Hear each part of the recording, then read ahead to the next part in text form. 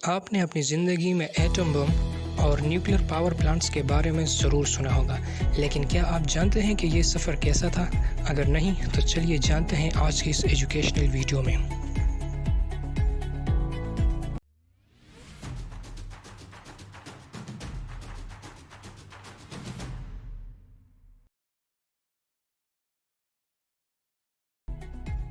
इंसान सोचता रहता था कि मैटर एक अल्टीमेट अनडिविजिबल पार्टिकल से बना है जिसका नाम एटम है।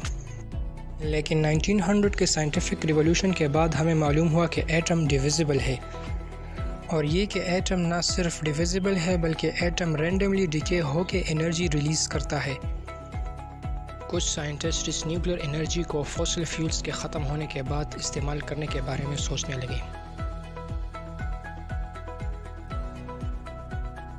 हेनरी बेकरेल 1894 में यूरेनियम और को स्टडी कर रहे थे।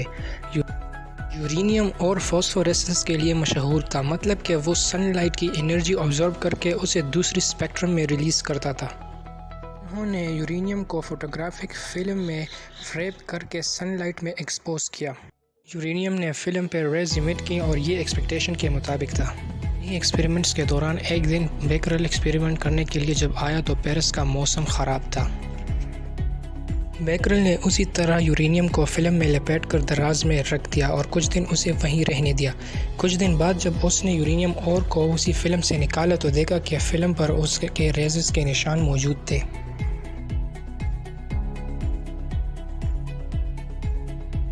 लेकिन कैसे रेज एक रॉक से निकल सकती है? इसका मतलब कि यूरेनियम के अंदर ही से रेज निकल रही हैं, जबकि अब तो इसको सूरज ने भी एक्साइट नहीं किया। मगर ये तो law of conservation of energy की वायलेशन है, क्योंकि एनर्जी को ना तो क्रिएट किया जा सकता है और ना डिस्ट्रॉय। इसको जस्ट एक फॉर्म से दूसरे फॉर्म में कन्वर्ट किया जा सकता है। तो फिर कैसे यूरेनियम के अंदर से ये रेज एनर्जी रिलीज़ हो रही है? इस राज से आइंस्टाइन के फेमस इक्वेशन E=mc² के बाद पर्दा उठा।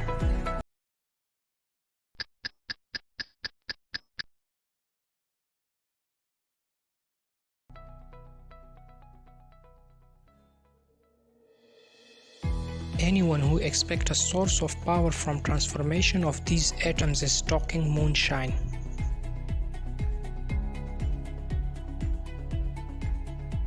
There is no likelihood that man can ever tap the power of atom. The glib supposition of utilizing energy of atom when our coal is run out is a completely unscientific utopian dream.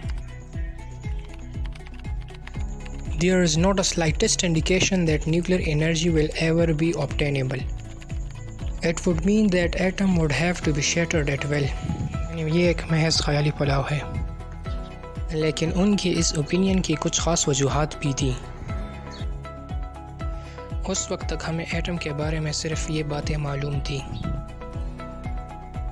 अब अगर radioactivity काज करनी है तो proton को nucleus पर bombard करना होगा, मगर like charges always repel each other.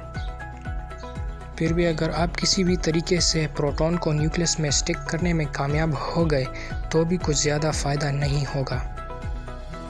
ये आपको इतनी एनर्जी दे सकती है कि जिससे आप रेत के एक ज़र्रे को भी नहीं उठा सकते।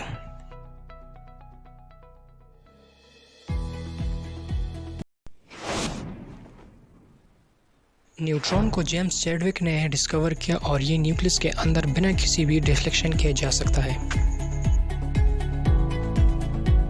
अब हमें ज़रूरत थी ऐसे एलिमेंट की जो एक न्यूट्रॉन के बदले में 2 न्यूट्रॉन रिलीज़ करें। And we got uranium. Uranium radioactivity के बाद 2.5 न्यूट्रॉन को रिलीज़ करता है और ये प्रोसेस कंटिन्यू होता है until it is an atomic bomb।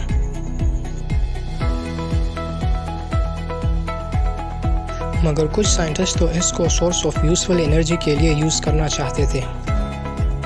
बहुत ज़्यादा रिसर्च के बाद उन्हें कंट्रोल स्टेडी चेन रिएक्शन का तरीका मिला, जैसे कि आजकल न्यूक्लियर पावर प्लांट्स में होता है। इस प्रोसेस में एक्स्ट्रा न्यूट्रॉन को अब्जॉर्ब कर लिया जाता है, मगर ये डेंजरस है। ज़्यादा न्यूट्रॉन अब्जॉर्ब हो जाए तो प्रोसेस स्टॉप हो जाता है, और अगर कम अब्जॉर्ब हो जाए तो ये एक एटॉमिक बम की शक्ल इख्तियार कर लेता है।